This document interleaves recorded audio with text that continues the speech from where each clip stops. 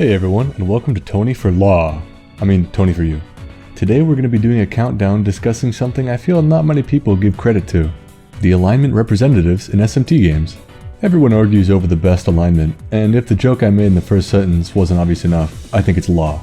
Despite this, in some of the games I may have been swayed to choose differently. The charisma and conviction behind some of these characters cannot be understated, and they alone make some of the endings worth going for. If two characters have the same alignment, it doesn't necessarily mean they stand for the same thing. Their ideals for the world and their means of achieving it could be wildly different from one another, so it's important to shine a spotlight on the characters who are agents of change for their world, and need you to help them. Feel free to use the timestamps below to avoid spoilers for any given game, and while you're down there, leave a like and subscribe, it really helps me out. But without any further ado, let's start the list. Al-Sayduq from Devil Survivor 1. Alternative neutral aligned, I think. Wow, starting off the list and I'm already cheating, kind of. While in Devil Survivor 2, Yamato is unequivocally chaos, Ronaldo is law, and Daichi is neutral, there exists an alternative path. If you don't believe in any of the proposed futures from the idealists taking the reins, you develop a far more difficult proposal with the Anguished One. The creation of a completely new world. The Akashic Records are a compendium of all the universe's events, thoughts, words, emotions, and intents to have occurred and will occur. When faced with how to combat the end of the world in the game, you have an option not immediately obvious. To not be a slave to the Akashic Records, but to wipe them clean and start anew. Al-Sayduq, the Anguished One, will take the reins of the universe and reset it completely. He himself is willing to believe in this cause and take the reins of the entire universe to give humanity another shot at life. This is by far the most difficult ending to get, especially on your first playthrough. Convincing everyone that's split into the respective factions with only the two of you at first really sets the tone for the path you choose to travel down. Some characters cannot be swayed, however, and choose death over losing their dreams for the future. Regardless, there's no going back once you decide to combat the very nature of the universe itself, and Al-Sayduq is with you and believes in you every step of the way. Alongside whoever you can convince to attack Polaris, the current administrator of the world, you enter a new, untainted universe. The ending sadly leads to essentially Al-Sayduq's death, but he happily becomes the very foundation of humanity to start anew. To me, this is an unbelievably satisfying ending, even more so than the quote-unquote true ending with Daichi. Describing your plan to previous party members, you're almost always met with immediate shock. But then the natural human drive to create, explore, and set forth on their own destiny overrides any fear they may have. This is the aspect Al-Sayduq loves most about humanity, and with your help, the fate of the world is within each of the survivors' hands. What they do with it is up to them. Isabeau from SMT4, neutral aligned. Despite being the most annoying route to go for probably in the entire series, I really like this character. Initially, I really didn't like the side quests in this game, but after doing them all for the sake of this route, I'm really turned around. Due in no small part to the passion of Isabeau, longing for the unification of the peoples of the Eastern Kingdom of Mikado and Tokyo. This is also one of the few alignment representatives that stays with the player regardless of any divine power, rather because she genuinely cares for her companion, showing the depth of Isabeau's kindness, though your ability to wield the sword of Masakado does help. Throughout the route, you really feel as though you're on a quest together rather than just blindly following orders, gathering the hopes of the people in Tokyo. Isabeau isn't without her own convictions though, and takes the first steps in shepherding the people of Mikado to safety after the fall of Merkaba, and continues to help the people of Tokyo as Flynn goes to fight Lucifer, having shown complete faith in him and their shared ideals. After the game's initial twist of going into Tokyo, each player has their own reaction to it, but all are caught off guard. Isabeau is the only one that doesn't fall into some sort of hatred or antagonism of any given side. Rather, her genuine love and compassion for people shines through, setting her far ahead of Walter and Jonathan.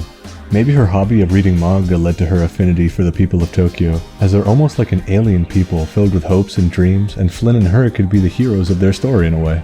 Like I said, actually getting her route is a pain, but Isabeau as a character is one of the best representatives neutral has to offer. Up next, an underappreciated one, Don Tsukigata from Raido 2, Chaos Aligned. As you all know, I love the Raido games, and the manga. But the games aren't really known for their alignment route differences. Luckily, that isn't what this list is about, purely the representative, and boy does Dan do a good job of making Chaos seem like the best option. Rather than Chaos being a survival of the fittest meme, I'm looking at you Jimenez and Hoy Boy, it's rather throwing away toxic tradition. Chaos often devolves into a selfish desire to destroy every aspect of modern life, but Dawn's motives are anything but selfish. He's willing to sacrifice everything, and I mean everything, to save his sister from a fate many would view as worse than death. I don't even want to discuss what that fate is. If you played Raito 2, you already know, and if you didn't, just know it's very disturbing. Dawn leaves his home, destroys his reputation, and is willing to sacrifice his life to become a god of his people, all to save his sister and give a better life to his village. Dawn isn't without a plan though, and he doesn't want to throw the baby out with the bathwater, so to speak, in regards to his family and the village, as instead of killing God, he wants to become a god and do things the right way. This horrific tradition is not one he can sit idly by and accept, and if this god needs sacrifices, he'll be the last one.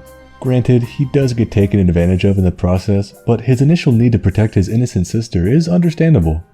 Even after realizing his actions led to potentially the end of the world, he fights alongside Raito to make up for his misdeeds and continues his trend of self-sacrifice to save everyone. Hot-headed and brash, but kind and selfless, and willing to do anything to protect the ones he loves. That is the mark of a good Chaos rep. Speaking of, here's another one.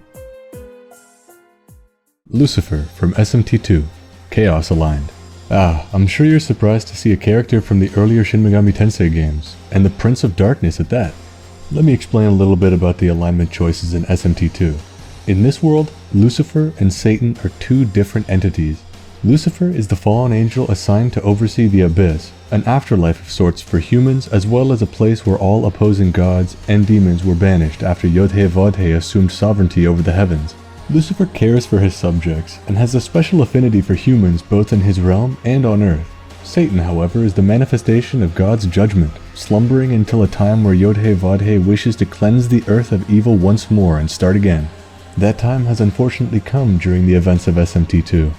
Lucifer is aware of Aleph, the main character's status, as a man-made messiah, but after the ability to defy his creators is shown within him, he takes a special interest and posits an alternative to destruction of all life on Earth. Should the player join forces with Lucifer, they would beat back Satan and save all life on Earth and the Abyss, creating a world without tyranny, a world where humans can set forth their own path. This is one of the few games in SMT where the Chaos route is pretty much the logical good choice.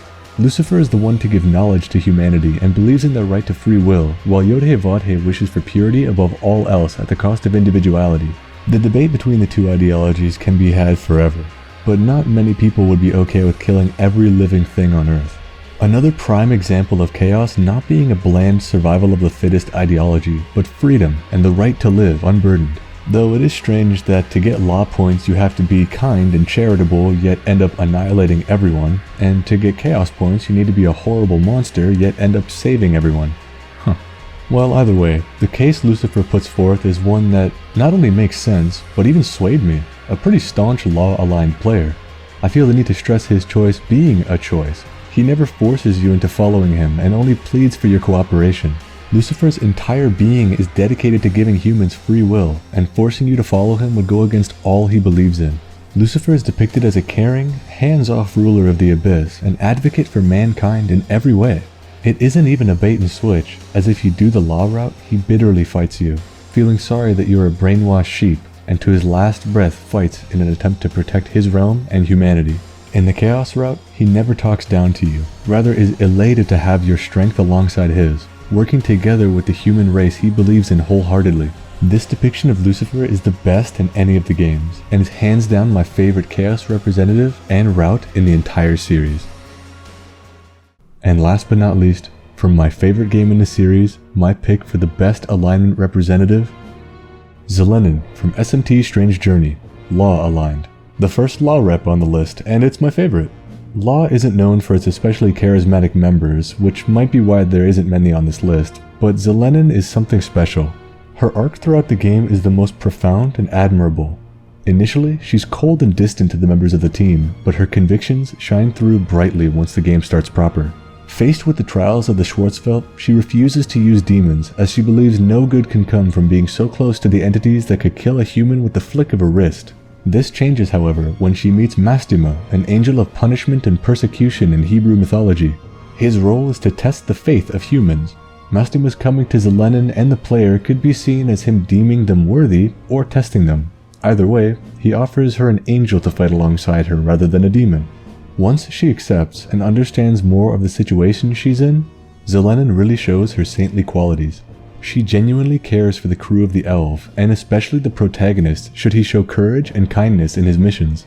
Once the player finds Jack's crew, an antagonistic force to the main squad in the Schwarzwald, she endeavors to pacify them without violence. This leads to her seeking out Mastema, and at this point, Mastema has deemed her worthy of ascending to angelic form.